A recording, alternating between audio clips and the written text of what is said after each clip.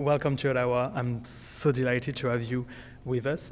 Because we had so many people for this first session, I will be standing as an exception, so it will be less conversation, but the other session will be in conversation. There is so much happening around the world, and what we wanted to do is to kick off this conference with a first session with colleagues from over the world, representing like different regions around the globe, to have a first like bird eye overview of what is happening around the world when we talk about like AI policy, regulation. The EU has been very, very, very active, and I'm sure we're gonna have a lot to say and to discuss. But the US, up to like yesterday, with a new bill being introduced, being active, Canada is trying. I will come back to this, and also like the world. So I'm very excited. So joining us for this conversation, we will have Sergio Branco, who is joining us from Brazil. He's the co-founder and director of the Institute for Technology and Society of Rio de Janeiro, ITS Rio. Sorry, I'm trying to. Okay, perfect. He is also a visiting researcher at Sciences Po Paris and a guest professor at the University of Montreal. We also have Woody Herzog, who is a professor of law and class of 1960s scholar at Boston University School of Law, who will be there to like discuss what's happening in the US. We also gonna be joined by Caroline Koube, who is the DSI NRF Circle Research Chair in Intellectual Property Innovation and Development in the Department of Commercial Law at the University of Cape Town in South Africa. We also hear from Marcelo Thompson, who is an assistant professor of law at the University of Hong Kong. From Hong Kong. And you will also hear from Nagla Risk, who is a professor of economics and the founding director of the Access of Knowledge for Development Center at the American University in Cairo, School of Business, so coming from Egypt.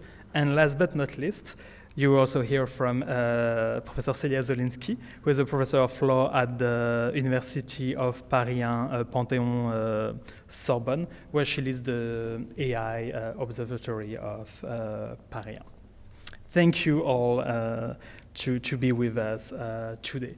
And so I was saying there is a lot happening around the world, including in Canada. For those who maybe are not from Canada, don't follow the thing. In June 2022, Canada introduced Bill C-27 that was reintroducing the data protection in the private sector reform, and also kind of an Easter egg, an AI and Data Act was announced. Surprise, we're like very excited when the press release was published and when Mr. Champagne made the announcement. We're a bit less excited when we had access to the text of the bill that delegates pretty much everything to upcoming regulation. And we're waiting a long time to have conversation in Parliament. It's finally starting in the House of Commons. And at the first session, of the Energy Committee, this was one of the first questions, like, can we have a bit more content? We were promised some amendments, but so far the government doesn't want to provide parliaments with amendments to be discussed in committee. So we know that we may have something, we don't know exactly what, and we may have the opportunity to like discuss a bit more about this. So this is for Canada. In the EU, there's been like so much happening with the AI Act and all of the other regulatory efforts. And then beyond the EU, you have also like all the member states trying their own like activities. And we have also the Council of Europe, who is currently negotiating a binding international convention on AI. So much happening in Brazil.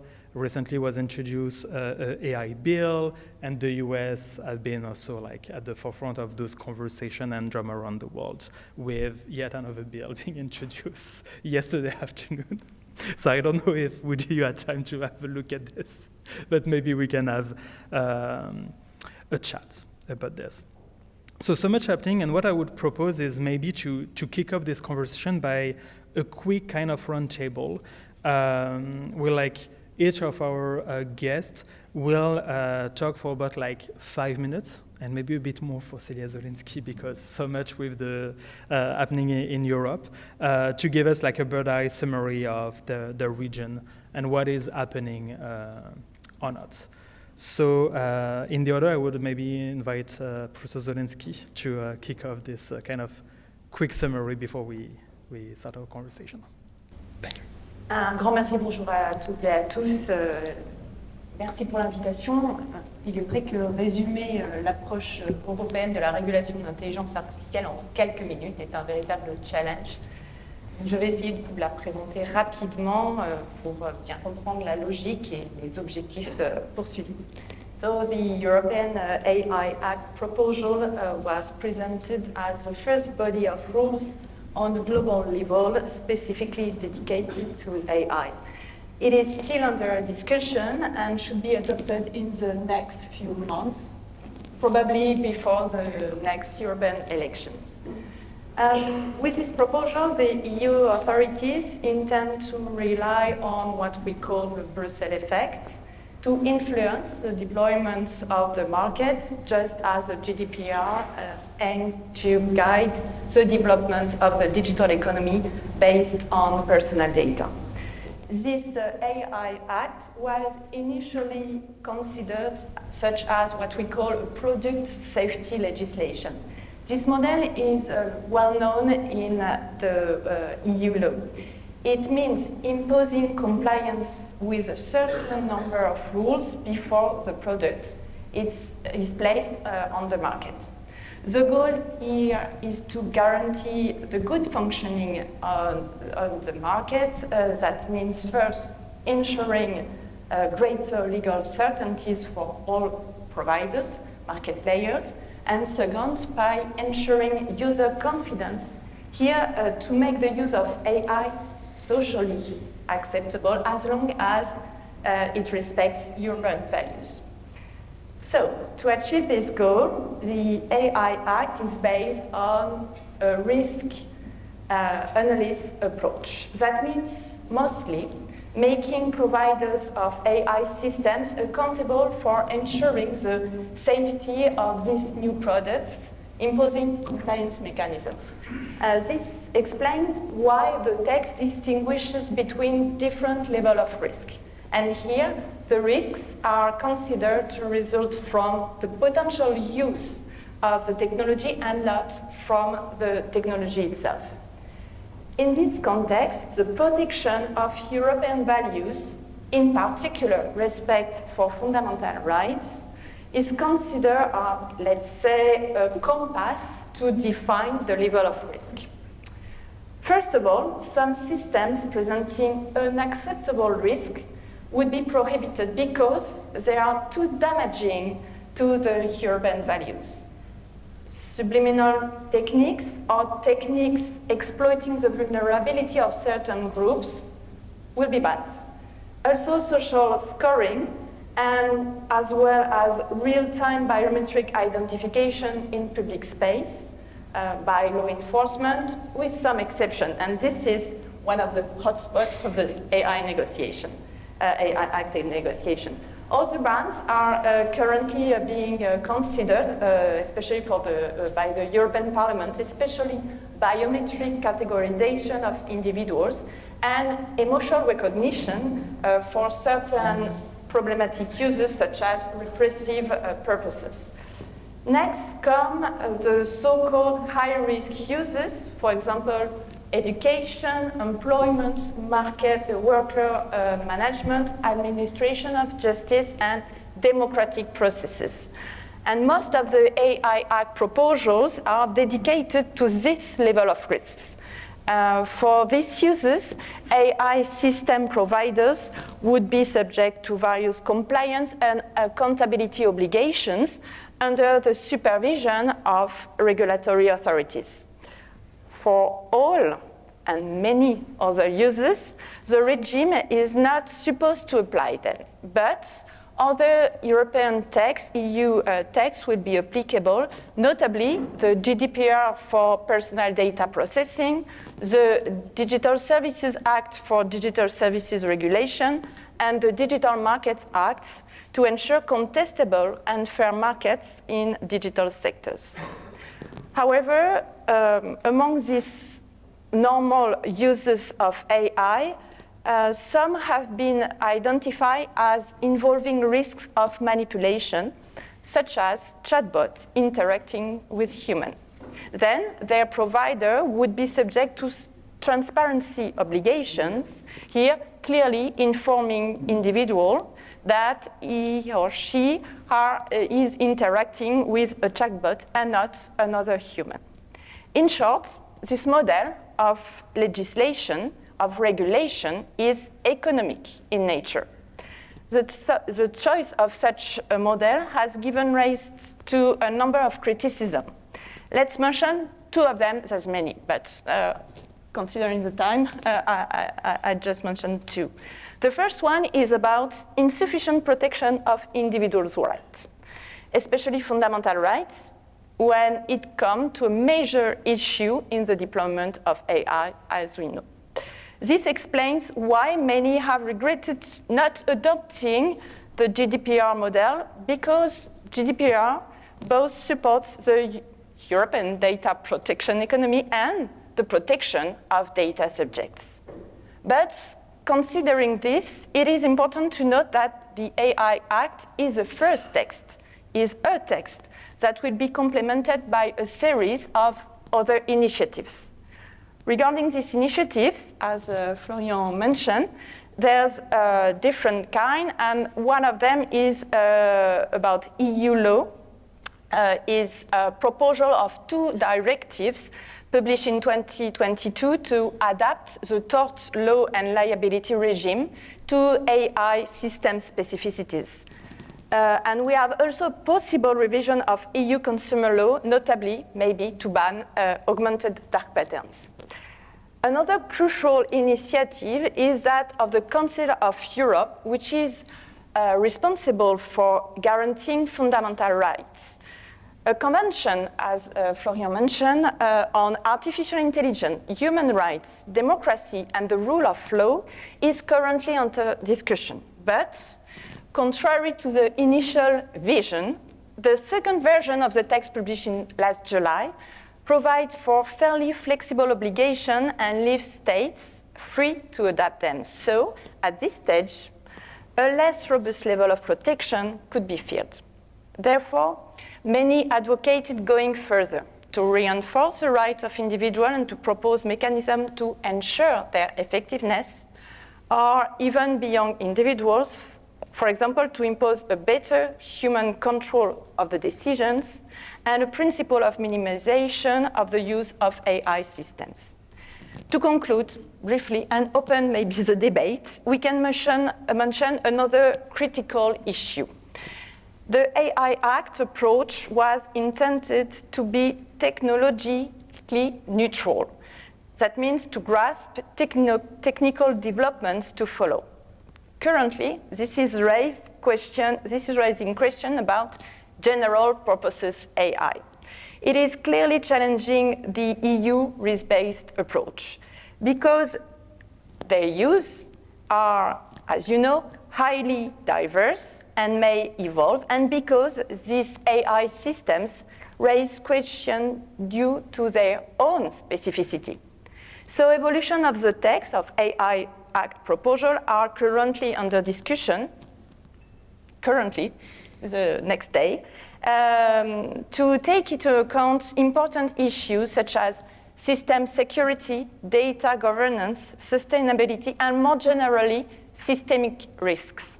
And also, in the case of generative AI system, protection against deepfakes to address the possible risk of massive disinformation and respect for copyright. So here is a brief summary of the EU proposal and the question raised. Thank you. Thank you so much, and congratulations to have been able to summarize everything that's happening. in such a short time. And, you know, I just wanted to like reflect on what you just said about the Council of Europe and the convention, and linking back to last night, the conversation we had with Kate and Katie about like the politics of AI and regulation of AI. I think like what happened with the convention, with like the draft 00, like from the work of the CAI and then the Committee on AI, and then the official draft that was shared for like input, drastic changes. We move from like an actual human rights, you know, fundamental rights approach to something where like we felt a lot of lobbying happened, not just from like corporate world, but also from a series of countries, observers countries of the Council of Europe, not necessarily like the actually full members of the Council of Europe, who try to like block some of those kind of civil liberties, human rights advances of the proposed convention. I'm sure we're going to have time to discuss this during the conversation. So next, I would like to invite Marcelo Thompson to give us a bit of an update of what's happening in his region of the world. First of all, I'm so happy to be here, delighted to be here. I studied here, I did my LLM a few years ago, a few years back, a number of years back. And I haven't had the chance to visit colleagues for some time. And it was just wonderful to be yesterday in Kerr's tribute.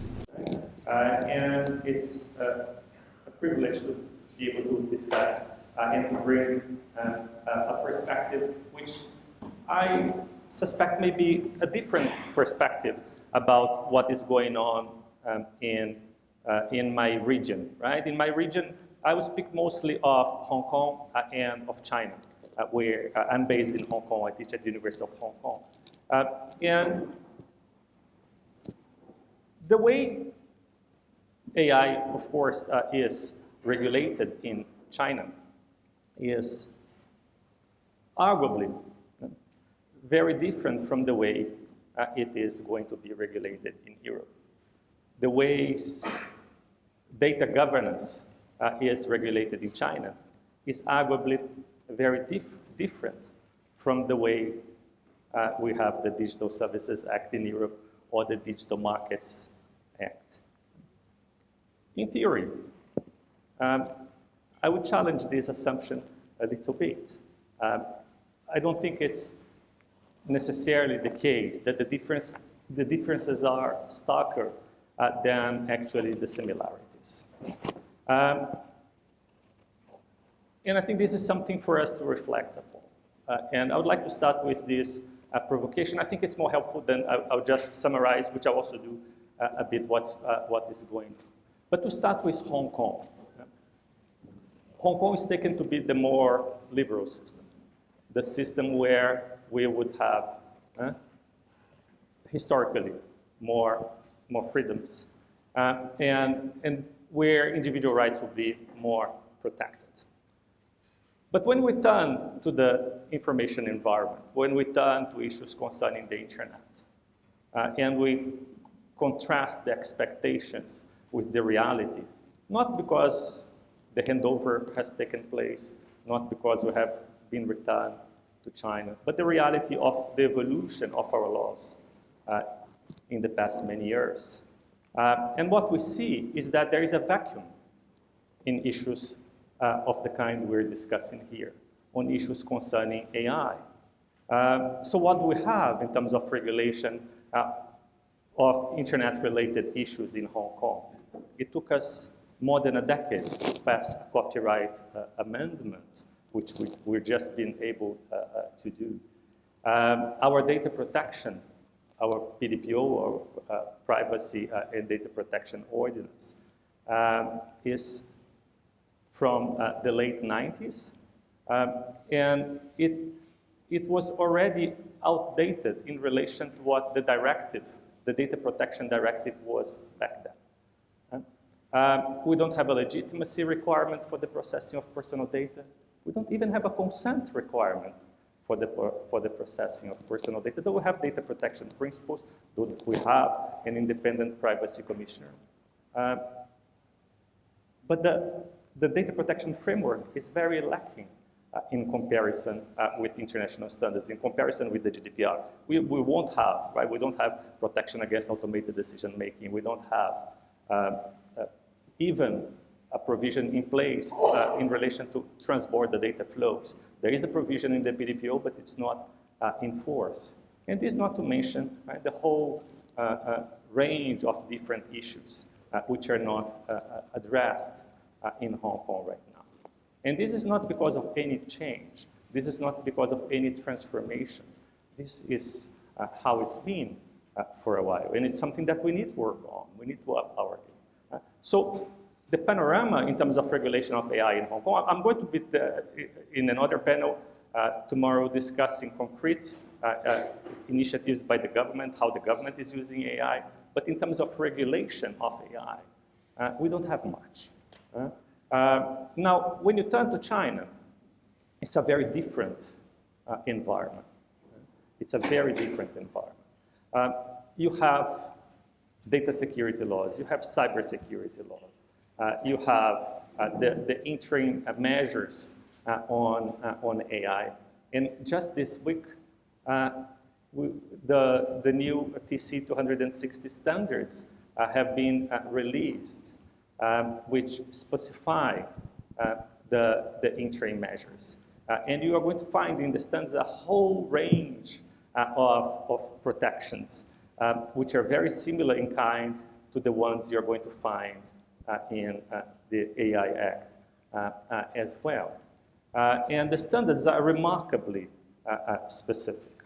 And they are protective of users in so many ways. But they also reflect a different paradigm.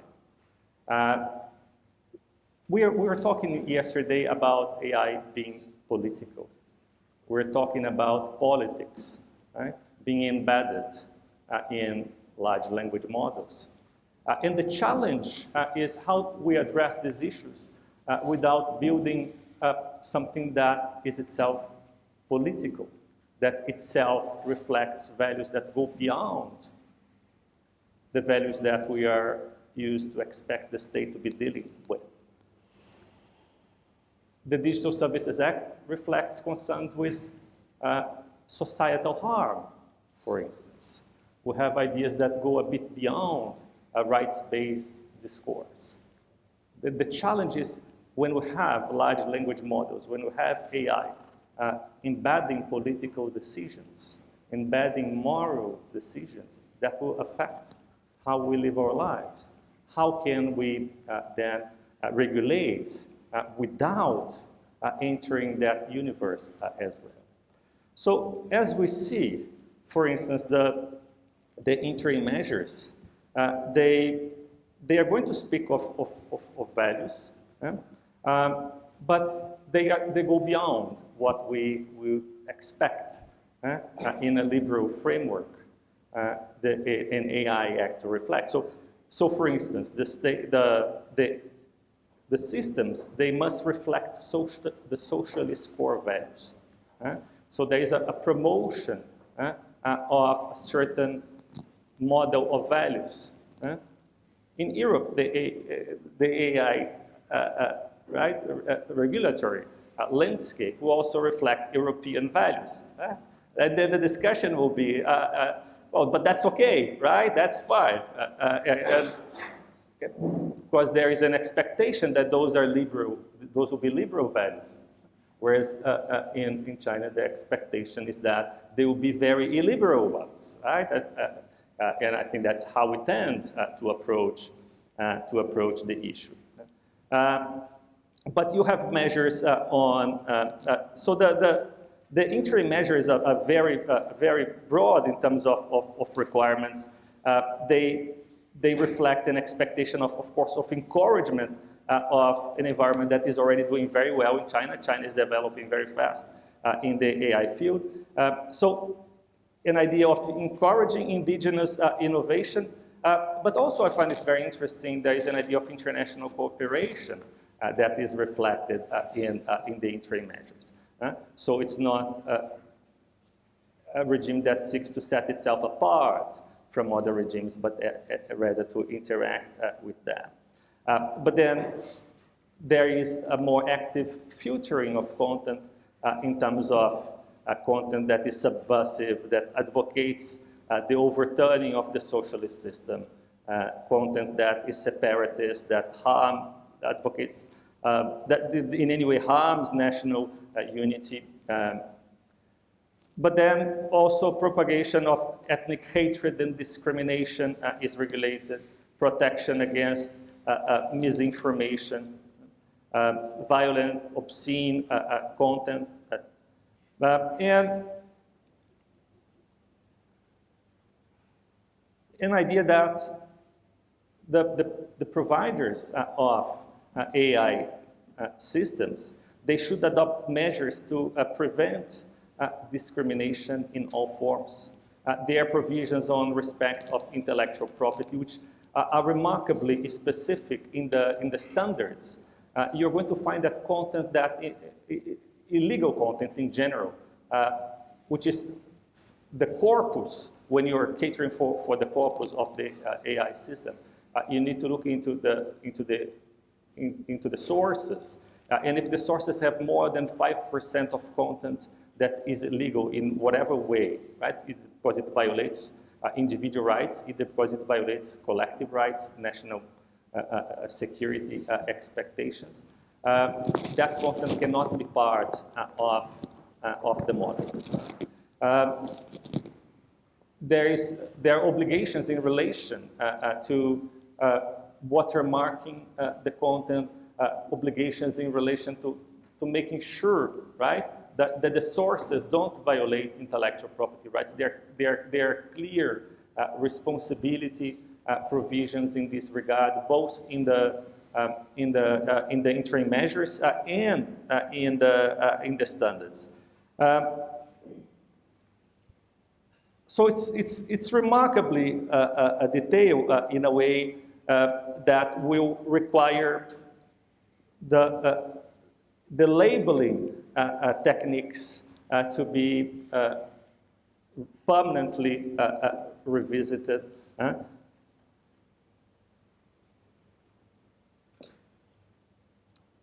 Let me get the labeling. I want to share this with you. But this has just been,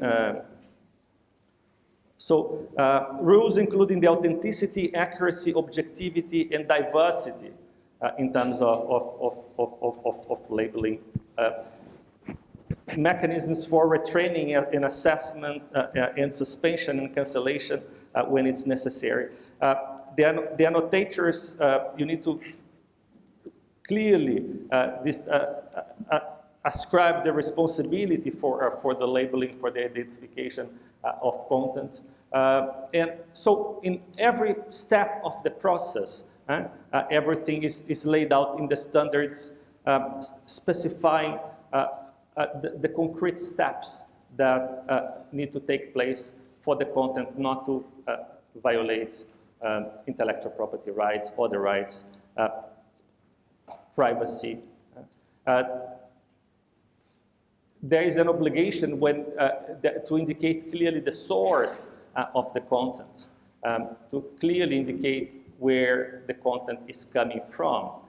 And there is an obligation of tracing the authenticity of content when you are, for instance, using open source content. So the licensing mechanisms need to be clearly indicated.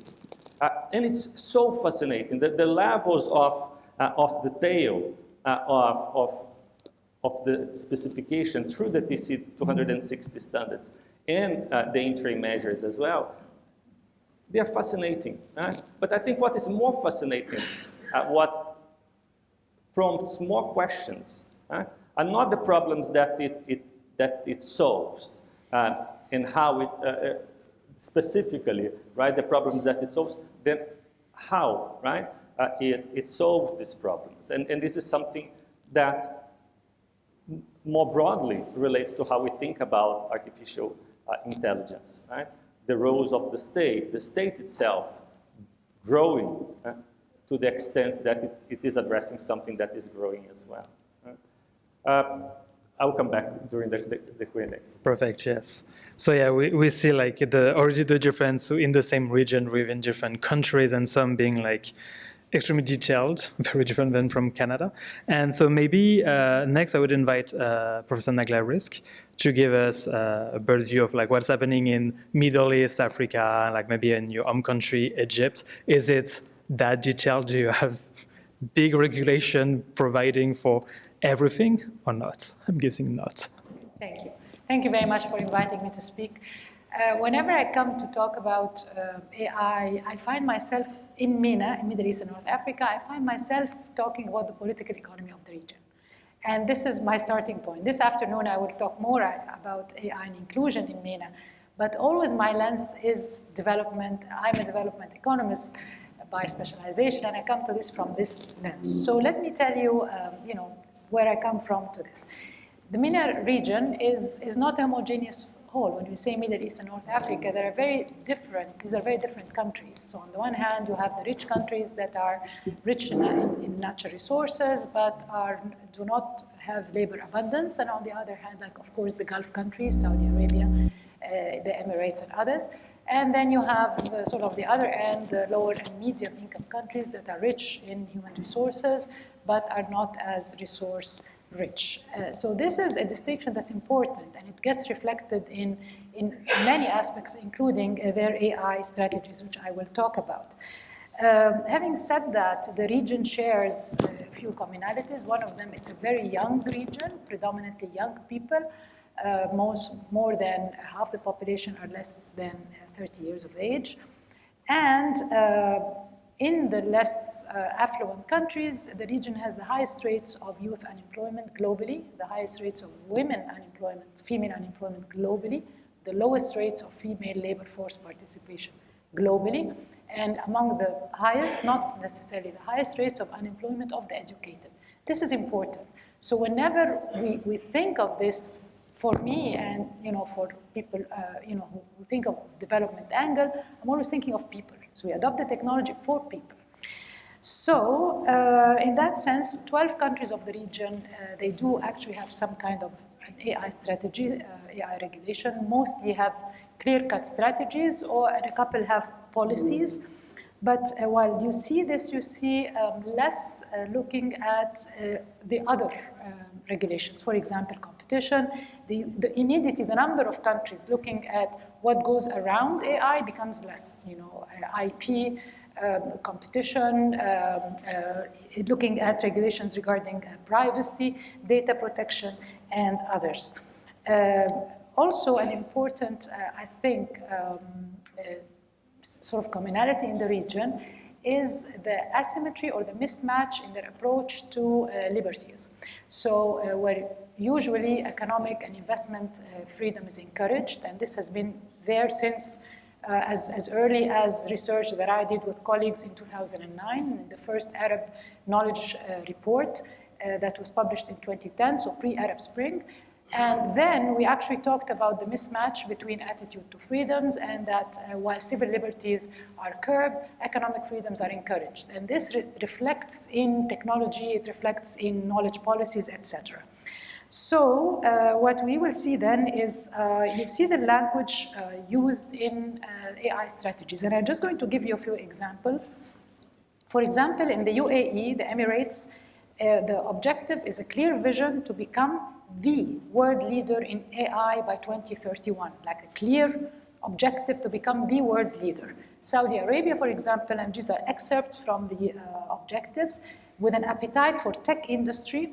There is to develop an environment for test beds and new smart cities, unique data infrastructure with a centralized ecosystem to become the global hub where the best of data and AI is made reality, and becoming the center of a large local and international network of partners. So these are the sort of the richer countries there. Now, Egypt, the mission statement of Egypt's AI strategy, I was invited to review and contribute as a member of the technical committee for Egypt's AI strategy. And I pushed for more of inclusion, grounds up initiatives, inclusion of marginalized communities and others. But the statement comes as, for Egypt, the creation of an AI industry. So the objective is to create an industry. The development of skills, okay, technology ecosystem, infrastructure, government mechanisms to ensure the industry's sustainability and competitiveness, okay? Now, after this, there are 10 goals, 2 of which I'm happy to have included, talking about marginalized groups, inclusion, data representation, small business, etc. Now, Tunisia, a small country, has the language, which is actually a very smart approach, recognizing it is a small country, but the objective being to have a proactive role commensurate with its capabilities, the contribution and vision of AI as a knowledge, as intensive sector, and lever of sustainable and equitable development. That's Tunisia. And then Jordan looks at the goal being development of a digital economy leading to renewed economic development and increased income and wealth of individual Jordanians. And then somewhere along the lines is economic and social development. So it just gives you a sense of the diversity and the approach of looking at regulating AI. Also, one important thing I think that everyone will agree with me is that at least in the MENA region, there is a clear failure of trickle-down economics, and the Arab Spring is not so far back in history. So what do we do now? Everybody wants to have to have an AI strategy. Everybody wants to move forward. So what about everything else? For me, what I find is that there is a clear race to adopt the technology and to include a strategy. And maybe less slower approach to regulate everything else, around what I call regulation, not of AI, but around AI, okay? And this is actually one thing that I'm proud of with my colleagues at the Open African Innovation Research Partnership, where our current phase of research, we're looking at regulation for innovation. And then you have an integrated approach, not only the technology, but also looking at investment, competitiveness, data protection, and others. I will just give you a few examples. For example, when my area of research is work, I look into gig work, cloud work, and what it means. I mean, I shared with you the demographics, so clearly this makes a big difference for work for the youth in my part of the world. And one of the things that's really, really important is how can we, in addition to regulating AI and AI businesses, how can we encourage local, for example, data-driven innovations? How can we help small entrepreneurs working with AI? And then we cut into the data concentration and the data as a market barrier between small companies and larger multinationals in that case. Looking for skill development. Skill development is not clearly, I mean, it's not an AI regulation of AI, but building skills and anticipating jobs that will be lost and that are being lost, what is taking place there. Also an example about data privacy, when there's an intersection between the politics and economics, there is evidence of IDs of individuals being used for supporting political lobbying for a certain candidate, all right? And people have no choice because these IDs are used for receiving the monthly rations of food, given the economic dire situation that Egypt is going through. That's an example. I mean, they immediately give their IDs, and this is evidence, first-hand evidence that I have of people just immediately giving their data in the hope that their data is updated and that they receive the monthly rations. Of course, there are issues related to the digital divide, intellectual property, and now with generative AI.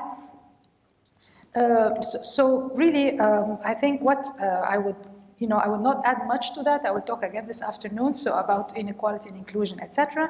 But I think this dichotomy, these binaries, like technology versus everything else, the threat of technological determinism, that we have to invest in technology, we have to do this, we have to have an AI strategy. What about implementing the strategy? That's another story, but we have to have a strategy. We have to have global partnerships. We have to do this. And then what? I mean, how does this reflect on the ground to the people in the country? So this, technology versus everything else, economics versus politics, the asymmetry, the clear extreme difference between the positions on those two. We want to encourage investment, we want to encourage the multinationals to come. let's give them freedom of functioning in our countries, but then when you come to talk about civil liberties, then the discourse is very different. And then I would even argue that there is, intention or pressure or hope to achieve growth versus development. So as a development economist, for me, development is about people. It's about health, education, better livelihood, better, cleaner air, better climate, quality of life, gender equality, etc. But it's not really a rate of economic growth that will be achieved by investment in technology, and we sort of have the books to show to our people. So these dichotomies, in the context of these dichotomies, in the context of the larger political economy, there is a need to really, in my opinion, regulate not only AI, but around AI. This is sort of integrated approach is really important. And of course, the next step would be implementation. I mean, these strategies are put, but the next step, and that's the real test, is the implementation, evaluation, and follow-up. So I will stop there, and I'm happy to take questions. Thank you. Perfect. Thank you so much, Nagla. And in my introduction remarks, initially I had like a reference about something that happened lately in the US, and I removed it, but like I feel I need to highlight this. Welcome to the Conference of the Enemies. I don't know if you saw this lately, but so Mark Andreessen, who leads one of the biggest VC firm in Silicon Valley, published a manifesto about like the regulation, or about like technology innovation. And basically, if you're driven to think about SDGs, social responsibility, ethics, regulation, you're the enemy of progress, of innovation, of society, just because you want to make sure that, maybe we need to be a bit careful. Let's try to think. So I think like those kind of politics that you're telling, you're like talking about Nagla, and I think this is also like what is happening in the Council of Europe. It's always the thing. If you think about regulation, it's just like stifling innovation. Well, like no, actually, regulation could be a tool to like encourage innovation, to like support also the small actors, not like the startup, who cannot like take the risk that the big multi-international corporation can like take, because, well, they can like almost write off some of the fine that they will get. I think this is one of the big challenges, to make sure we have like a diverse innovation ecosystem. We need to have like level the playing field with everybody having like clear guideline. And in my opinion, this is one of the issues in Canada. But maybe in continuing our like around the world tour, I will kindly invite our colleague Caroline Coubet to tell us a bit what's happening south of the continent African. Thanks very much. So in many ways, Nagla and I are tag teaming this, right? Because some African countries are in the MENA region. And before I talk a little bit more about that, I just wanted to say, like everybody else, how delighted I am to be here, to see old friends and hopefully make new ones. And hopefully amongst us as researchers and academics, it's not a meeting of the enemies, as you say. It's a meeting of the friends. Right. So I have been thinking about this, particularly since we had that wonderful talk last night. And it's made me rethink a lot of the ideas that I wanted to share. So starting point is to say I will speak, of course, about Africa very generally, that is very imprudent, right? Africa is not a country, it's more than 50 states, and so everything I say, please take with that perspective, that I'm going to speak generally, but of course there's a lot of diversity on the continent, so that's the first thing. Then the second thing I've been thinking about is that as African states, either individually or collectively, try to regulate AI, this is not a neutral space for them. It's a very contested space for them. They are early adopters of AI. They are abusers of AI in many ways. And so frequently we have the state as this kind of neutral entity that can sit up here, on a moral high horse and say, we're going to regulate this technology and make sure you don't harm each other. What's interesting is that the state can't really do that because they are adopting the technology and perhaps in some instances using it to harm their citizenry. So it's really interesting, and that's an important thing to bear in mind when we think about what the states are doing.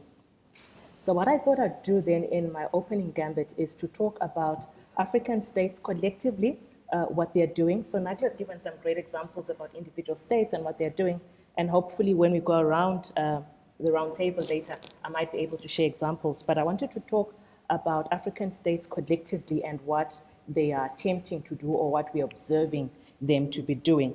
And I'll make a few remarks about that. So I'll make descriptive claims about what they are doing, but at the same time, I'll try and make some normative claims about what I think they should not be doing or what I think they should be doing. So I'll try and walk this path.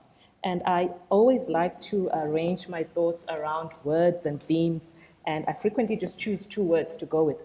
So the 2 words I've chosen for this intervention are nascent, emergent, and the other word is nuance. So those are the 2 words I'm just going to try and leverage what I say around. So the African Union is doing lots of things, some general things and some specific things. So by general things, I'm talking about regulatory instruments that were already in place, but that are relevant to the regulation of AI. And so what do I mean by that? I'm talking about, for example, the Malabo Convention on Cybersecurity and Data Protection. That's had a really slow start, but it does exist and is now in force. There is a continental digital transformation strategy that is also relevant. And so these are the general things that were already in place that obviously kick in at this moment. But I wanted to speak about really targeted things that speak directly to AI and the regulation of it. So the first thing for me when you start to talk about regulation is having some structure, having some convening power or cohesiveness around these efforts. Because if things are too organic, I have a sense that they might get away from us. But again, I speak from my own personal perspective. So because I'm speaking from that perspective, I'm happy to see that the African Union does have some structure in its approach to regulation. So the first thing that they've done is create an African working group on artificial intelligence. This is, if you want, a brainchild of Egypt. It was proposed by them at a meeting of communication and ICT ministers. And so they became the first chair. So I like that in a sense because there is some convening power, there is some structure. But as soon as I say that, alarm bells start ringing. I'm thinking about Kate yesterday and how she spoke about regulatory capture and how it's a very real risk. And so if there's this concentrated structure where regulation is going to happen, it's good in a sense because then African states can perhaps make sure that the right direction is taken, but it's also very risky because if that enterprise itself is captured, then the entire regulatory effort on the continent is compromised, right? So it's high stakes here, I think. This group has met at least 2 times, as far as I could find. And I say as far as I could find because I wanted to say something about that as well. I think we all know that one of our key concerns around AI is the lack of transparency. I think that should translate to what we say or what we think about the regulation of AI. I think we need transparency there as well. And so if there are structures set up and there are meetings being held, I think it's also really important that that whole process is transparent and we know what's going on and what's being said. It helps us to go along with the regulatory effort. It helps us to be alert to watch out for regulatory capture. And so I hope that there will be more information about these structures and what they're doing and their outputs as they go along. So that's the structure. What about the actual output that might come from the structure? It is intended to have a continental AI strategy to kind of harness, direct individual states in doing this. And so already there has been a blueprint published in 2021 for national AI strategies in in Africa, not South Africa. South Africa becomes relevant because they have been spearheading this effort. And so the blueprint, if you Google it, you'll find it. It's really interesting. It has an interesting history, which maybe I should share. So there's an alliance called the Smart Africa Alliance, which was created in 2013, 2014. At the time, it was focused on ICT, so very early technology. It's been harnessed, it's been revamped, it's been used to actually tackle the AI agenda. So that's interesting for me, that's important. We're not starting from scratch, we're leveraging things that already were there. So they've got this blueprint, and what this blueprint hopes to do, as I've said earlier, is direct the AI strategies of states. And in there is a lot of detail, and I can't be very granular about this detail, but things like it recommends that AI should be part of a wider national strategy, so not just AI strategy on its own. They think it should be part of everything else, which I think is good.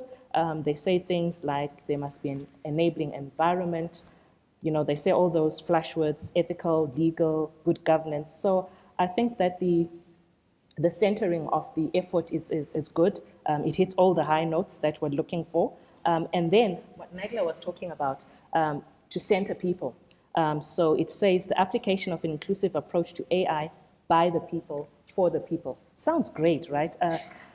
And then I think about what Kate said yesterday about how we don't always know what's going on. And there's this narrative that says we are the creators of this technology, only we know how it works. You can't actually regulate us. And so I'm thinking, okay, AI for the people, by the people, but the people are disempowered by this narrative. So, okay, I don't have the words for this. My grimace will have to suffice. So, I don't know. All right, I have 5 minutes. I've lingered too long here. I must move on. There's lots more. Maybe I'll come back to that later. Another high note that was spoken about yesterday was human rights. And I think Celia probably spoke about human rights as well when you started. And so it's really important. It's really key, I think, that any regulatory effort centers a human rights approach, because human rights are very vulnerable at this stage. There are many ways in which AI can undermine, can contravene them. And so I wanted to tell you, and this will be the last thing I think I say this time around, is that the African Commission on Human and People's Rights in 2021 actually adopted a resolution. And this resolution is a resolution on the need to undertake a study on human and people's rights and artificial intelligence, robotics, and other new and emerging technologies in Africa. So it says really interesting things. So the first thing is they're resolving that a study must be undertaken. It's an acknowledgement of a lack of knowledge. You know, we need to study this a bit more. But I think we shouldn't linger too much on studying the thing. It's moving very quickly. We need to study and regulate, right? So I like the resolution on that level. I just want to read a few things that the resolution says. It urges state parties to ensure transparency in the use of AI technologies. I would also add transparency in the regulatory effort. That would be my addition to that.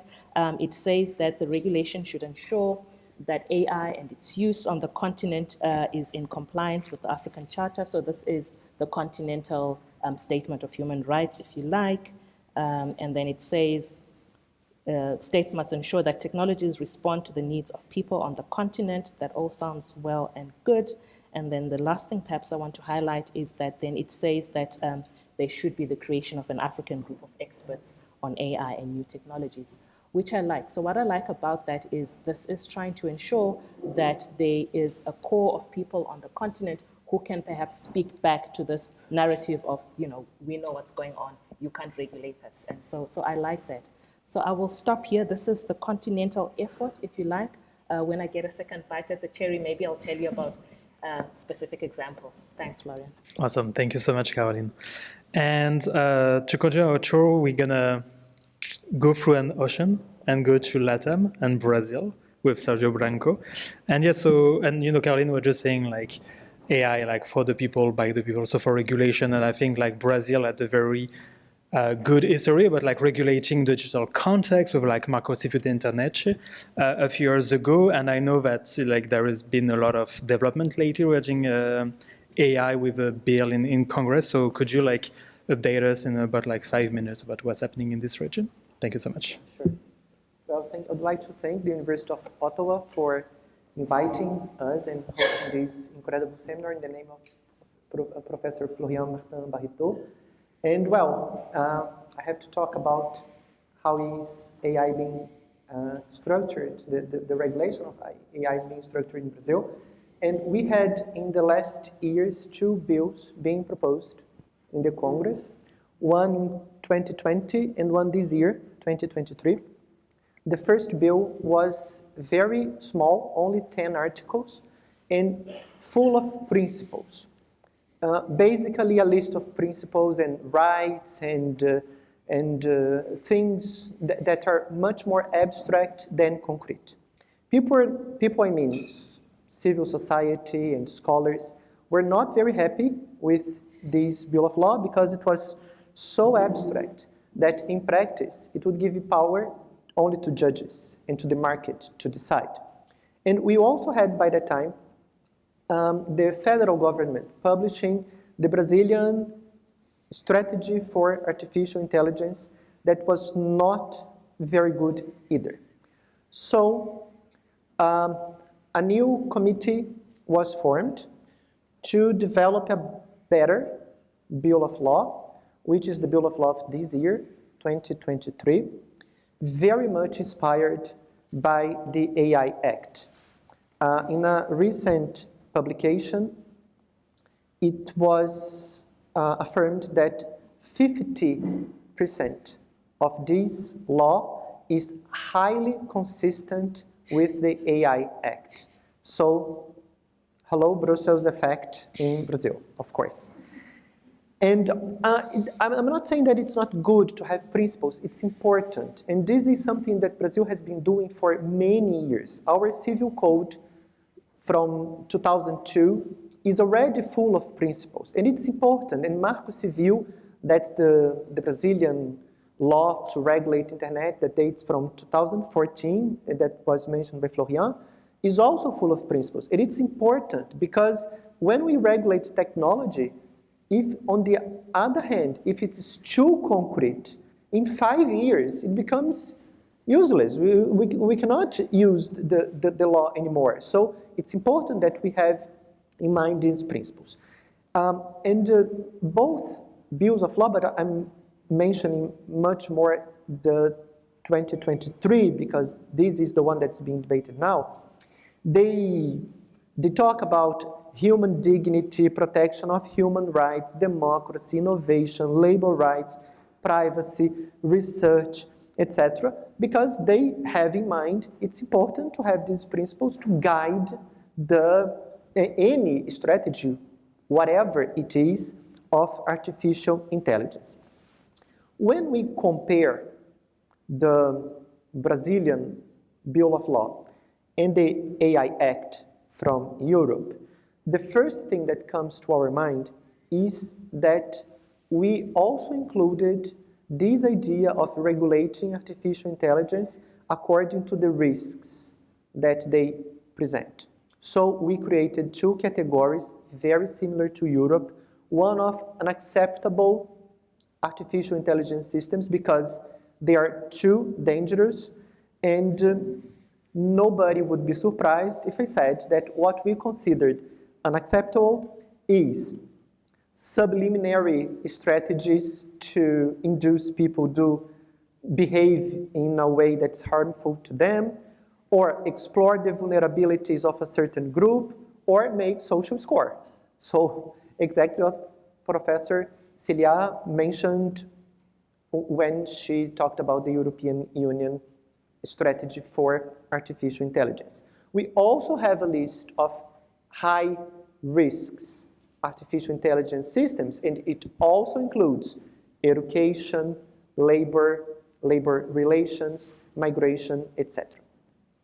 So, although we have these similarities, there are also differences because, as I talked before, it's 50% of highly consistency, but we have some differences. And one, which is important in my opinion, perhaps because I'm a civil law professor, so civil liability is something that comes to my attention, is that Brazil, following our tradition of civil liability, is very clear and very severe in the logics of artificial intelligence and the civil liability related to it.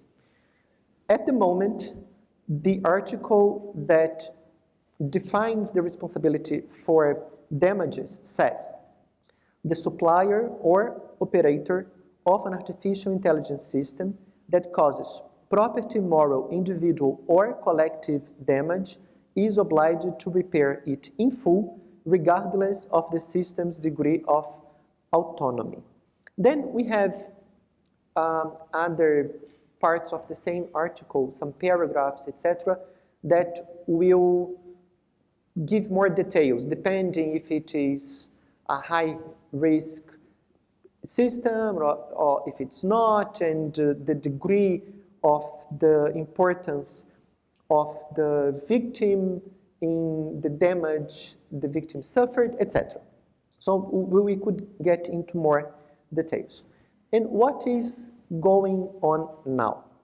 Perhaps we have time to talk about the Brussels effect, but I'd like to say that Brazil, after the GDPR, that was a big inspiration for our data protection law. We're, let's say, being inspired by European Union, not only in the Artificial Intelligence Act, but also the Copyright Directive, not everything, but probably the two most important topics, the journalism remuneration and the civil liability, and also the DSA to the Bill of Law that we call the Bill of Law of fake news. And the problem I see is that in all these cases, not the GDPR and the data protection law, because our data protection law was approved in 2018, so it's not happening now. It's already in force, etc. But the other three cases, AI, copyright, and the DSA and the fake news bill of law, in the three cases, the Congress is making a lot of effort to approve the laws very fast. But in the three cases, we have a very complex situation. Regulating AI is, as we all know, very complicated because we have to take into considerations all these principles of protection of the human dignity and privacy and etc. And technical issues, which is not easy for lawyers to discuss or for Congress people to discuss. The same thing with the Copyright Act, because what is being discussed in Brazil is how we can pay the artists and the musicians for music and audiovisual works that are in the internet. This is not easy. This is not simple. And I would say probably the most difficult thing to regulate is content moderation, because it depends on a lot of social aspects that are involved, including the degree of freedom of expression that a certain place has. And in all these cases, we see an effort of the Congress to approve the laws, to pass the laws as fast as they can. But fortunately, they couldn't. It was not possible. Despite their efforts, it was not possible. So what we're doing now is try to have some public hearings. So because the Marco Civil that Florian mentioned was debated for 7 years. And after many, many public hearings, we could get to a consensus of a law that, in my opinion, is very good and is very good for Brazilian internet regulation. After 10 years, of course, many things changed in the last 10 years in the internet. We all know that.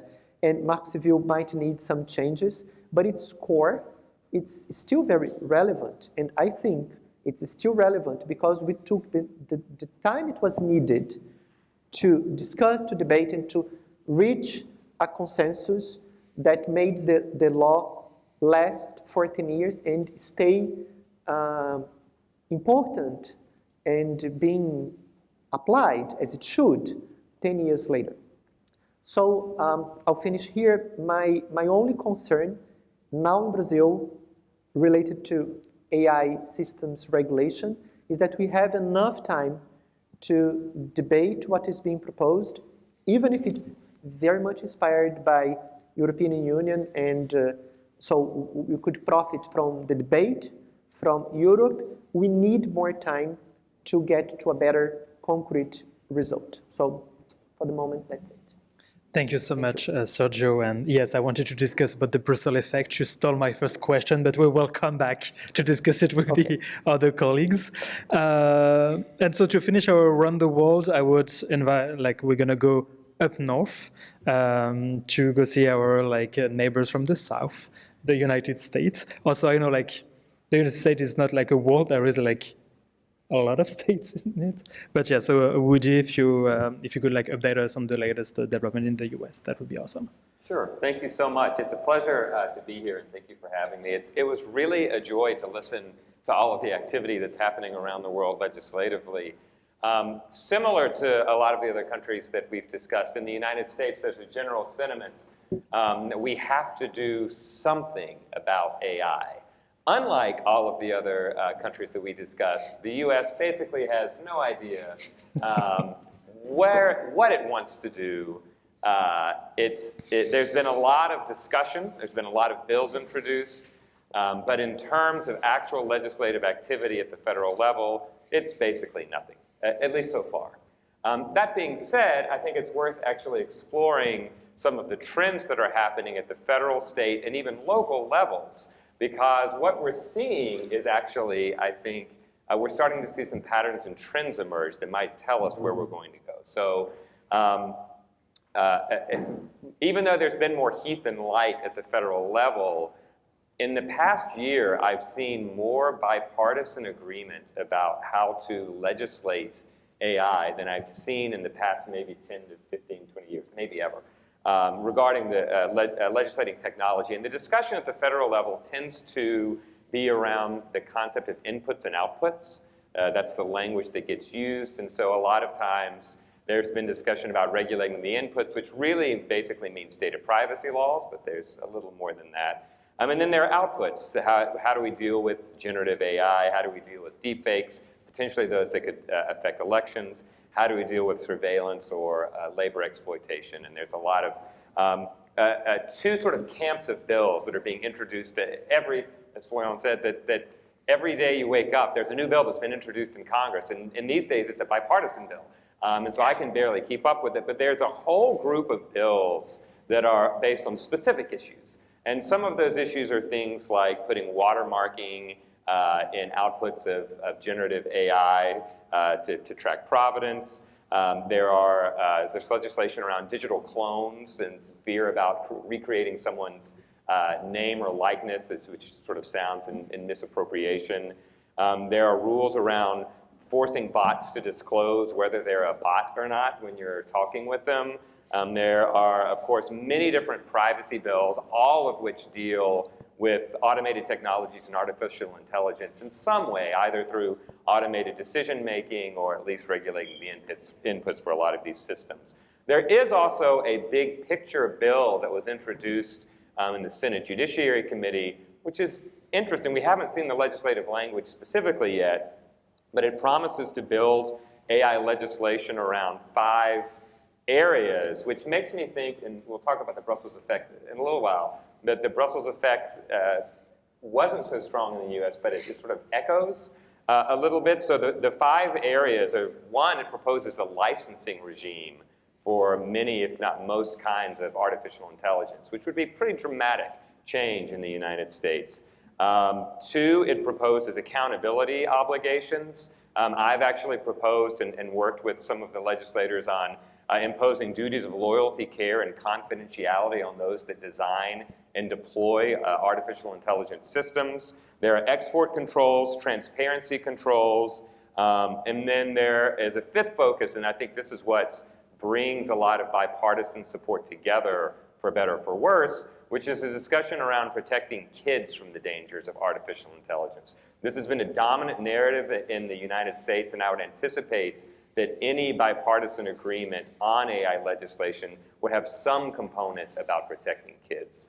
The Biden administration has proposed a general sort of framework for an AI Bill of Rights, but it's pretty vague, and I think everyone kind of agrees on it. It's sort of like our Bill of Rights is we want good AI, but not bad AI, and that's sort of the level of agreement that we have on it. Is things like safe systems, algorithmic transparency, data privacy, potentially human in the loop. Now, where things get really interesting at the federal level is actually with the Federal Trade Commission and their authority to regulate unfair and deceptive trade practices. The FTC has actually come out and said they've really focused on 4 main areas. One is what I call the AI hype machine.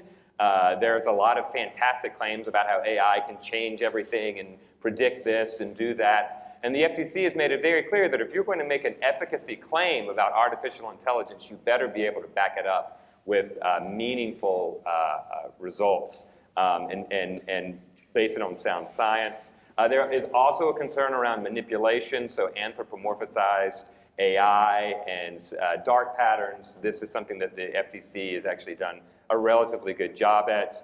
There are concerns around generative AI and competition. The FTC is floating a means and instrumentalities theory for unfair and deceptive conduct, which would actually hold developers of AI liable for the harms that their systems are used to inflict. And then there's also a focus on data privacy and the collection of training data at the federal level. Now, things get really interesting at the state level, because at the state level, we actually have seen a significant amount of legislative activity around data privacy. We can talk about this in the next panel. I don't think that it's actually great, but it does, in fact, address a lot of at least the input concerns. There are also some really interesting bills, specific bills being introduced at the state level. One that is worth taking note of is in Massachusetts, where a lot of AI and robotics companies are based. They introduced a bill to ban the manufacture, sale, and operation of robots mounted with a weapon, which is an interesting area, and I'm wondering whether that sort of legislative activity will continue to proliferate around the states. I served as a commissioner on the Massachusetts State Commission to regulate the use of facial recognition technologies that produced a report, and I'm seeing a lot of this activity around facial recognition specifically moving around at the state level. Then finally, at the city level, we've had some real, meaningful, robust rules, including outright prohibitions on government use of facial recognition technology. And in one city, the city of Portland, they actually also banned the use of facial recognition in places of public accommodation. And so you're seeing a lot of the more robust rules in action happen at the most local level, and I think that it's sort of working its way up in the United States. Thank you so much for this very quick but comprehensive overview, and also to all our panelists. So the idea with this first roundtable was maybe to a bit less conversational for the beginning, to give an overview. You heard a lot of the keywords, copyright, privacy, that we're gonna unpack in the following session. But I wanted to start with a few questions for our panelists and comments, and also there were a mic in the middle of the room, so people in the audience, if you have questions, feel free to line up. You have a few minutes. I will take my prerogative as chair to ask the first questions, but then I will invite you. And yeah, so I want to discuss the Brussels effect, but also, the blueprint from the White House, Woody, that you were mentioning. For sure, it's big principle, good AI, bad AI, but at least it's something then, other countries don't have. And something I actually liked in the blueprint, and I was impressed, is, and going back to the politics of AI regulation, very often you have people basically saying oh, there is no regulation because there is not yet an AI Act, there is not IDA in Canada. No, it's wrong. Maybe some, we need such act because there is some new challenges, there is a change of paradigm in many areas, competition, consumer protection, privacy, but the core pillar of the rule of law that exists, towards privacy, they can apply.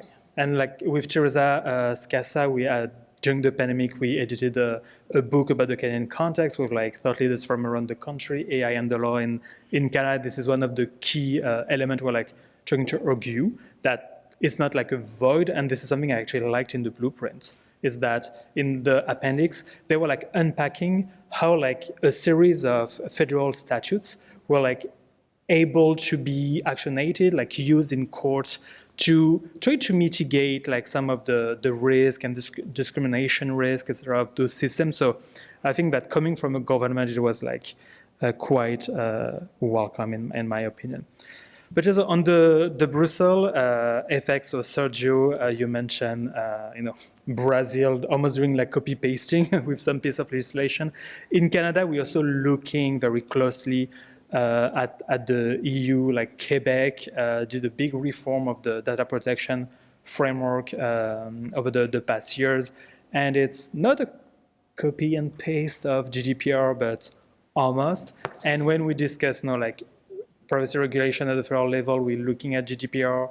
For AIDA, we kind of looking at AI Act to compare other countries. So maybe I wanted to have other colleagues to let us know either a kind of Brussels effect, at least to maybe motivate, regulators to act, to be able to continue to have those kind of trade relationship with the EU, or is it something that you don't talk about, or actually you try to positionate yourself against the EU to maybe have what some would call a competitive advantage? And please appreciate the quotes. So maybe we could start by you, Marcelo. Very quickly. No, I don't think, I wouldn't say that in China we have, right, a Brussels effect. It's very different in kind, the kind of measures that we have in place. It's not risk-based to start with, and it's based on standards as well. The standards specify the interim measures, but the standards are mandatory. And yesterday we had an excellent paper in our graduate students' presentations and discussing exactly how the standards in Europe that present themselves as voluntary end up being mandatory. In China, right, the standard is under the specifying the interim measures.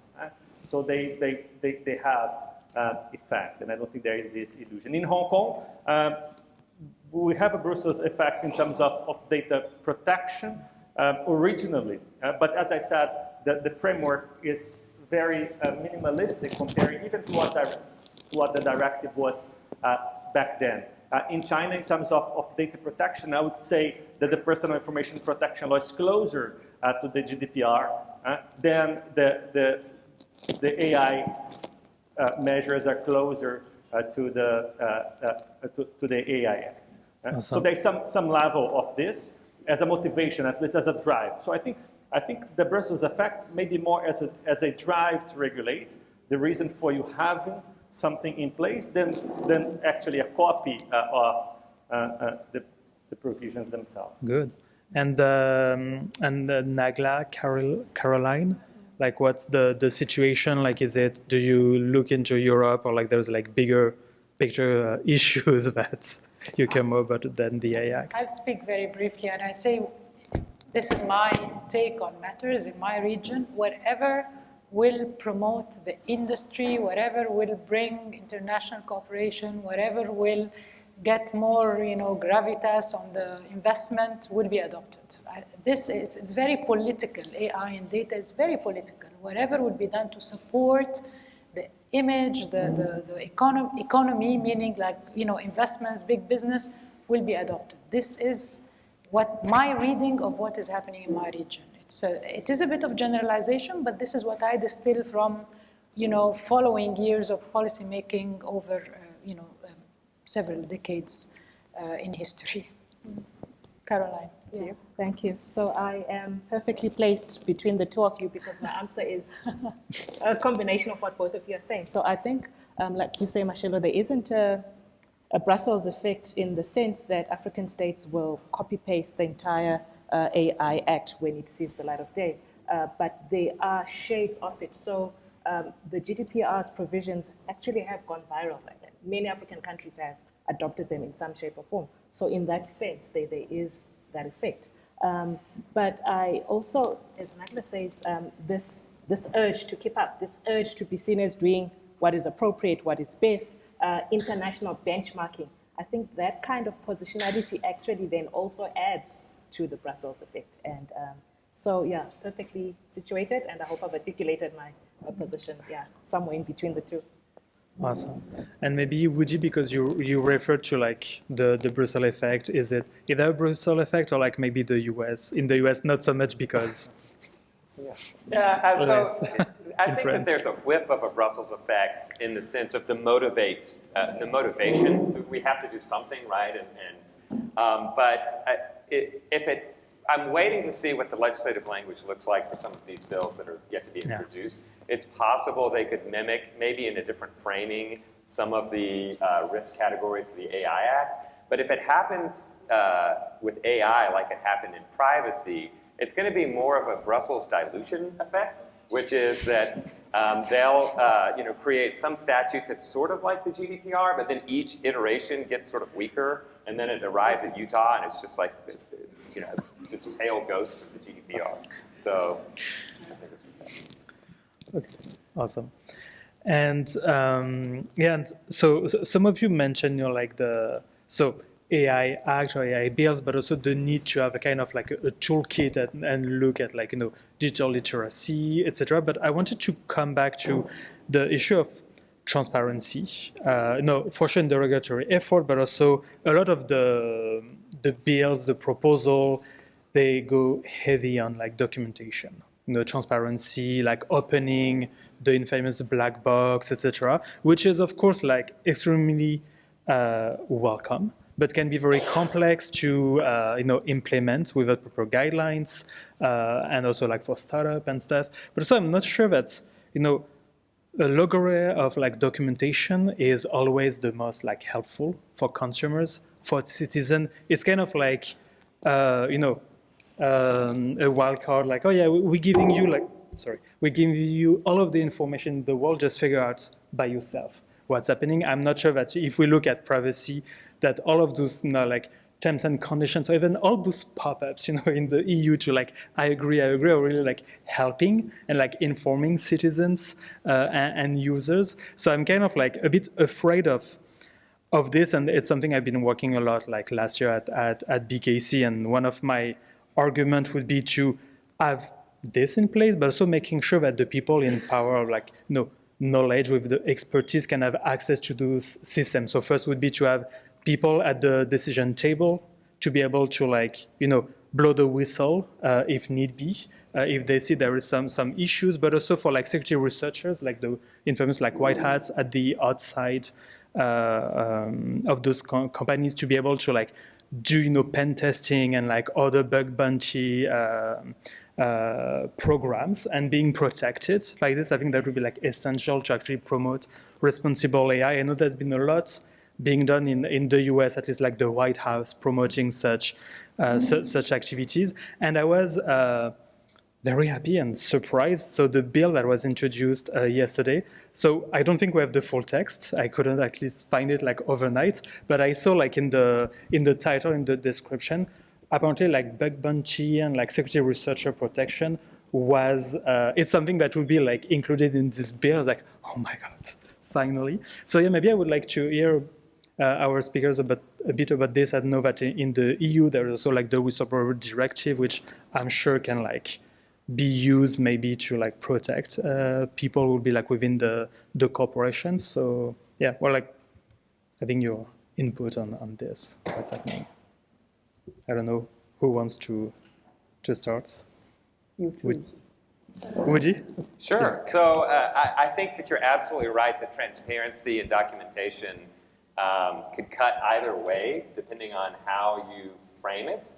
I think that if the goal is to inform people, then it basically traps us back into a notice and choice and sort of failure of the consent mode, where people should be protected no matter what they choose, and no matter what they understand. But on the other hand, transparency is vital to ensure accountability, particularly if we're going to bring in outside researchers, which I think is going to be really important for technical sophistication. And I was very happy to see that as part of it, and have also advocated for that. So transparency for accountability, but not necessarily to inform individual people, because they should be protected no matter what. And maybe, Sergio, is it something that also is being discussed in Brazil, protecting security researchers, whistleblowers, and empowering experts? Yeah, well, in fact, in our AI Act, privacy, transparency, reports, accountability, everything is mentioned there. Because, of course, it relates to human dignity and to privacy and etc. The challenge, in my opinion, is it's very beautiful there in the law, and when the law is enforced, it's very beautiful because the companies have to make these reports. But you know that, Florian, because you've been to Brazil many times and you were almost a Brazilian. And then when you go to a drugstore, a pharmacy, they ask you, what's your ID number? Every time. And if you give them your ID number, they can give you discounts as much as 30, 40, 50%. And everybody wants a discount, of course. So people very happily give their numbers. And of course, now we have a law that regulates, but who knows what they are going to do with those numbers, because they can connect these numbers to the kind of things you're buying. If you're buying soap, it's okay, but if you're buying drugs for any kind of treatment, they will know. And what are they going to do? We don't know. So the problem, it seems to me, at least in Brazil, is that we have the law, we have the transparency and the reports and everything, but it's difficult to transform this in something that people will understand, because even if you tell people, look, this is strange what they do, because we don't know what they're going to do with your ID number, they say, but it's 30% discount. I don't have anything to hide. It's the old idea that we don't have anything to hide. So it's the same thing with artificial intelligence. We will have all the transparency reports and the reports themselves being made and published and etc. But how do we work with people on a daily basis?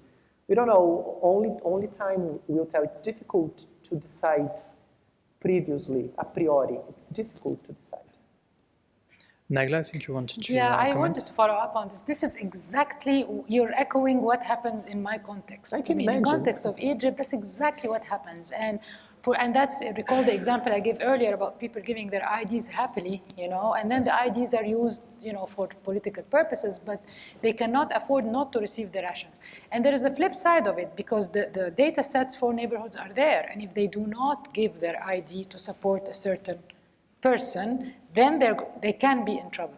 So the context really, yeah, exactly, context matters, context matters. I mean, in context of poverty, unemployment, work conditions, harsh work conditions, these issues take on a different meaning, and it's challenging because, as you say, the laws are there, they look very beautiful, they look very nice, but the implementation also reflects a certain culture. If there is a culture where transparency is not there in other aspects, why should we expect there to be transparency when it comes to technology or data? So the analog world is very much surrounding what happens in technology. And that's why really, really it should be viewed, in my opinion, from a specific context. And then regulation of AI should also keep an eye on regulating other things, like participation, democratic participation, just as one example. Also data protection, data governance. I mean, the race is always for the technology. As you say, Caroline, there's an international benchmark. There has to be fulfilled, tick all the boxes.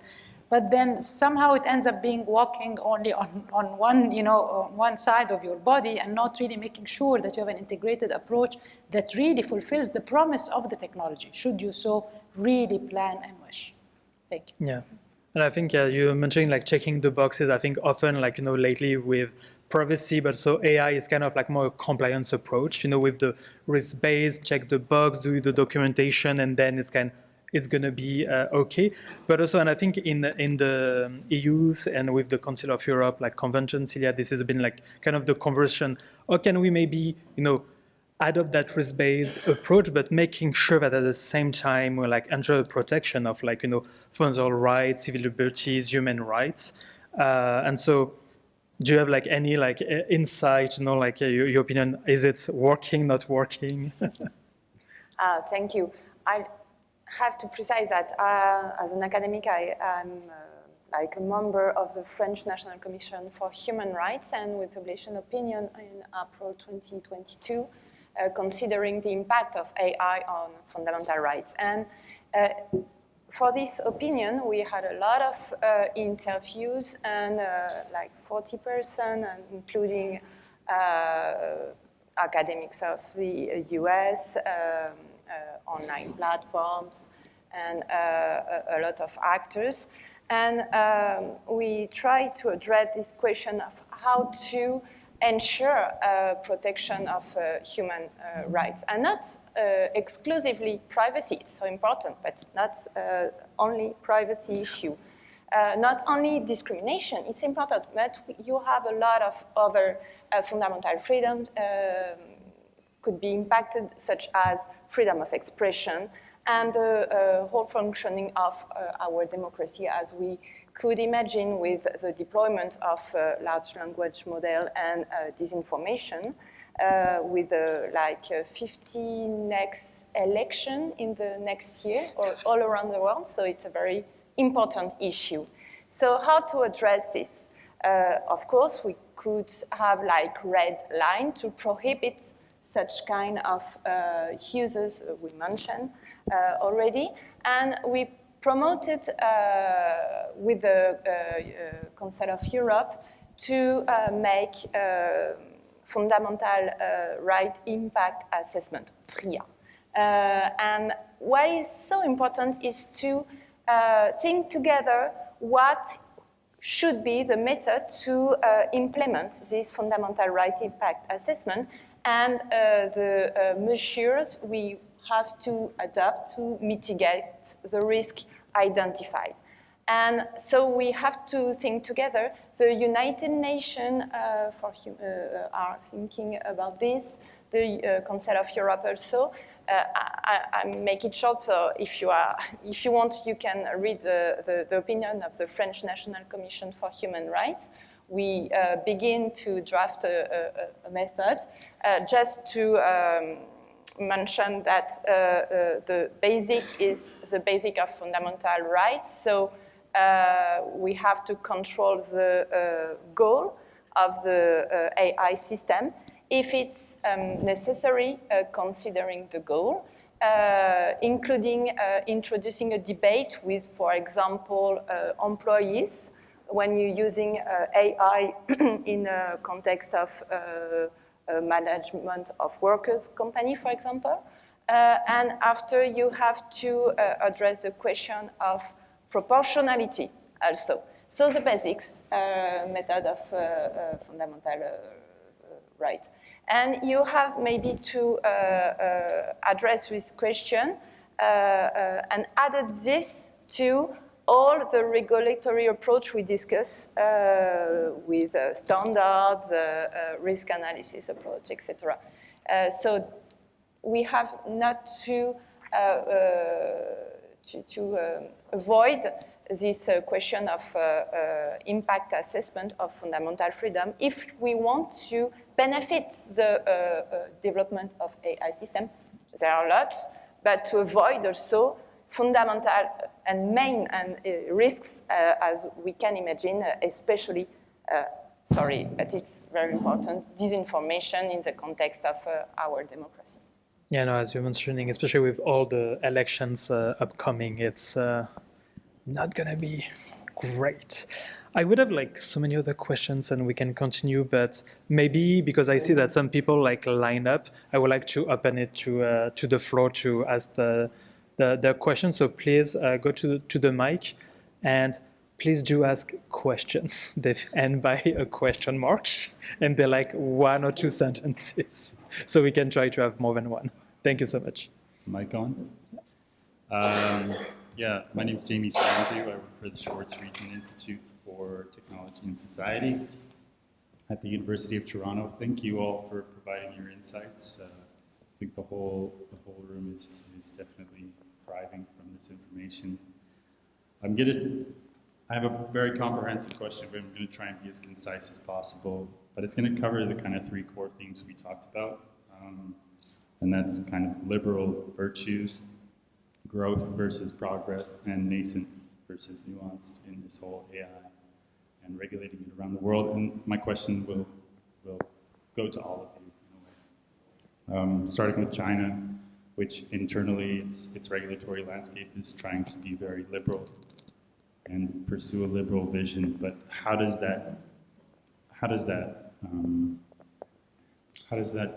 we deal with that outside of China's borders in the context of, for instance, Hong Kong.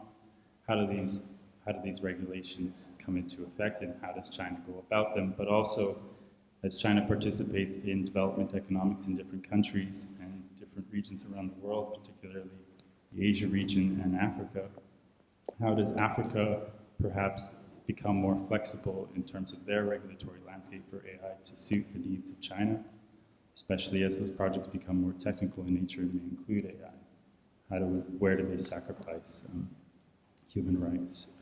Moving to the MENA region, assuming that the more richer Middle Eastern states are desiring to be leaders in this space, how do the poorer countries in the MENA region respond to this and deal with perhaps brain drain, which may cause further destabilization in the region?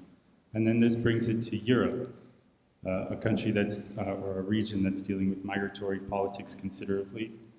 And although the EU AI Act has been pretty good in terms of its amendments regarding the use of AI for migration and border control, I participated in negotiations, or held negotiations for the Council of Europe's Treaty on Human Rights, and I would say there's still very flexible obligations that still need work to be comprehensive, but internally in the EU, I would say it's a very fragile area in terms of values and opinions, in terms of what is liberal and what is not.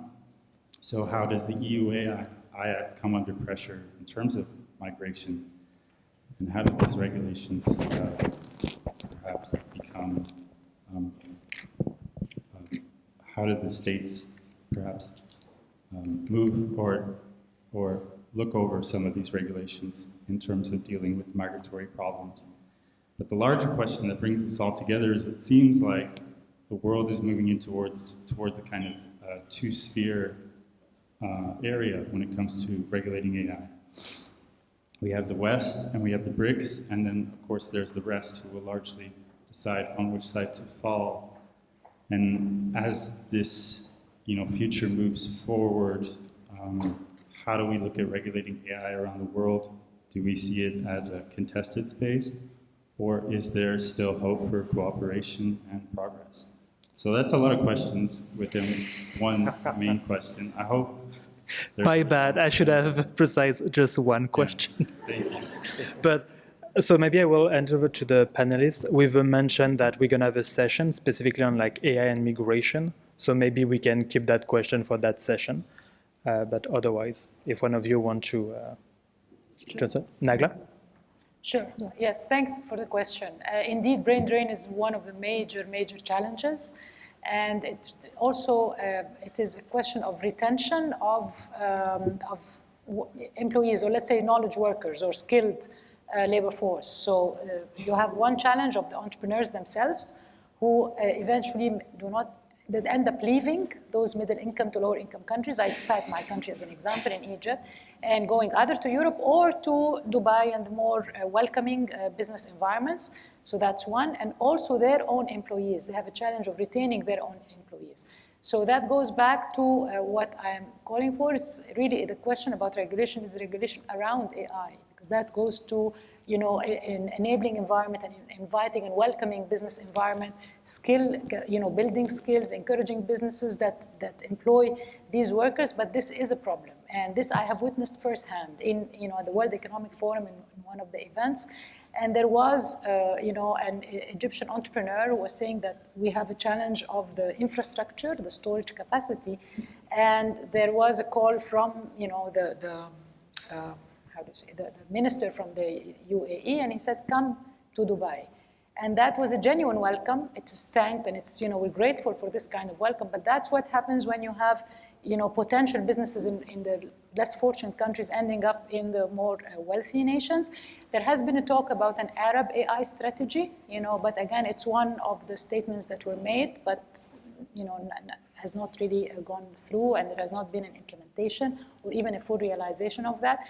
The hope would be that you would have a regional strategy that actually capitalizes on the different capacities and has a way of, sort of mutual benefits for the different participants.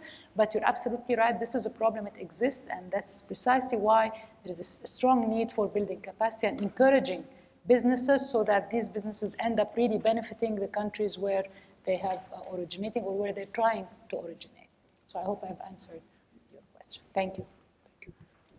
Maybe I see two other people in line. Yeah, no, go for it. But maybe if you could both ask the question back to back, a short question, so we can. Mine's short. Yeah. I liked his. No offense.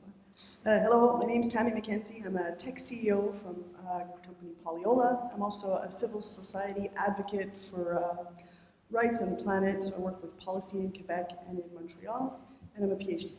Oh, and an MBA. While we're at it. I heard a lot about social acceptability within policy, how that's part of the balance. In the States, we want good AI, we don't want bad AI, but we want it. I'm hearing the same thing, also considering the contradictions we're seeing with the multi-state solutions that they're looking at in Africa, where they're essentially states are regulating, but states are going to be the major players or close to being the major players in using AI. So I'm wondering why governments are working in social acceptability. Like, I know it's a naive question, but help me out. Why is social acceptability even on the agenda for regulation? Why are they pushing it? Thank you. Yeah. Thanks. Thank you to the panelists for exceptional discussion. Bita Amani, Queen's University Faculty of Law. Just picking up on some of the questions that Florian raised, and I think the first question here, the discussion on the politics and the normative differences of values. I understand the distinction, picking up as well on Colleen Flood's question about what if those who are supposed to act in the public interest don't. So just picking up on those threads, and you see though, where there is this distinction of value difference, if we think about value-driven regulation, I can appreciate the distinction between what might be conceived as a liberal or a liberal, and oftentimes we have cultural nuance, cultural distinction, cultural difference being asserted as a response to human rights implications, but where those liberal values have informed legal obligations in international law, including human rights obligations, then they move beyond simply values to actually legal obligations to some extent. And what seems to me that is you're somehow moving a little bit from technological governance to technocratic governance to some degree, such that even when you do have international cooperation and negotiation of treaties and various sorts, they are still occurring on the state-to-state basis, which might be a reflection of state performativity in international relations, realpolitik, and things of the sort. So really consolidating in potentialities some implications also of state power, such that whereas you might have former disruptions in governments with democratic or other forms of elections, those possibilities may be foreclosed as part of the imagined futures with the implementation and use of by the state for surveillance and other purposes, the limitation not only of transporter flows of data, people. So if we're thinking positively, how can we imagine, given the SDG agenda, the 2030 agenda, focus on empowering people, the human-centered approach, human development, human dignity approach, how can we imagine that mobilization in an effective way to leave no one behind and start with the most behind first? Because even where the state focuses on regulations that benefit its own economies, the distribution mechanisms may not necessarily be there per se. And SDG 10, which is reduce inequalities, has done really badly based on the voluntary national reports. Thanks. Thank you, Bita. So maybe we would like to tackle those complex questions in less than 5 minutes, so then we can go on break. Marcelo? No, thank you very much. And I think the question relates to the earlier question as well, and I appreciate the opportunity to answer. I don't think China, right, makes any efforts to present itself as a liberal, a Western liberal country, right? Clearly not. It's a different system. Freedom is one of the values. The rule of law is one of the values, but it's a socialist system. You have a system of socialist core values. That is very different from the way we see things. It's not that the rule of law is not a value. It's not that freedom is not a value, but it's a value that is balanced together with other values. And party leadership tries to make sense of them. There is ideology. It's different, undeniably so. Now, when we turn to the internet, we turn to AI actors. The question of human rights, it's the most important one. But it's a question that we need to approach not only from the perspective of the state, And we need to understand how private actors are actually encroaching upon human rights as well, and how, on occasion, right, and ever more so, we need state action exactly to deal with these forms of violation, which are taking place. And so these frameworks that develop in the Chinese context, for instance, though they may seem strict, more severe than others, I think that is a perception that there is an issue that is a deeper issue there of sovereignty, not only in the sense of affirming the state's authority, but sovereignty of the people, right? And affirming the interests of the people, which are mobilized in all these questions. And whenever I think these issues, this is the perspective I come from. Of course, we need to be mindful of how the state itself encroaches upon individual rights. And it's a very difficult balance to strike. And rules of transparency as well, expectations in relation to transparency of technological platforms, of AI systems. What are the boundaries? You have that in the law, as we were discussing here, Sergio was mentioning.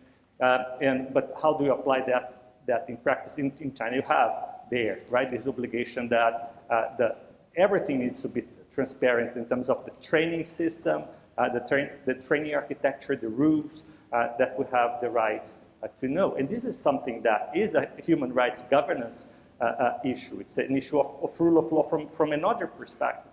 So I think that's the most contested space to go back to the question. I don't think there is any issue that can be more contested than this. But I also see hope for us coming together and trying to understand that we all are dealing with issues concerning values. And the question at the table is not whether we are going to approach issues from an evaluative perspective, but how can we come together and discuss what values are legitimate and what are the legitimate ways of instantiating our interpretation of these values in how we regulate the system. Perfect. I think we're gonna, Caroline, you wanted to comment? Okay. I want to ramble a bit in relation to the three questions. So I'm just going to pick bits of what all three of you say. And I heard words like contestation, nuance, nascent. And what I wanted to say is this place that states have placed themselves in to say they want to contribute to the hype, to say they want their citizens to actually get onto this AI train is actually not really wise. I see that it leads to difficulties. So now we know the AU adopted this resolution that speaks about human rights, lists privacy, anti-discrimination, the whole thing. It looks great. But if you then have a state, as Jake has written something about this, about how states actually legitimize the uptake of AI because, they hype it, right? And so if a state says, oh, it's great, we want AI, it's good for economic development and stuff. And a very good example is Kenya and what happened with WorldCoin in Kenya. Because citizens then all lined up and had their irises scanned so that they could get onto the WorldCoin system and get some digital currency, right? They did that because they felt like the government had allowed this actor into the national space, so it should be okay, right? But it wasn't, because what about your human rights? What about your privacy? And so that put the state on the back foot when this became a scandal. The state suspended WorldCoin in Kenya. And so this gives mixed messages. With one side of your mouth, the state is saying AI is great, get onto it, digital currency. The next side, it's saying, no, we're not going to allow it. So it's really contested, and like I said, this is just a ramble. I resonate with all of the questions. I don't know that we know the answers, but I think states and regulators have placed themselves in a really difficult position. Perfect. Thank you so much. I think that would be the word, the ending words for this session. So thank you so much for our panelists for joining us.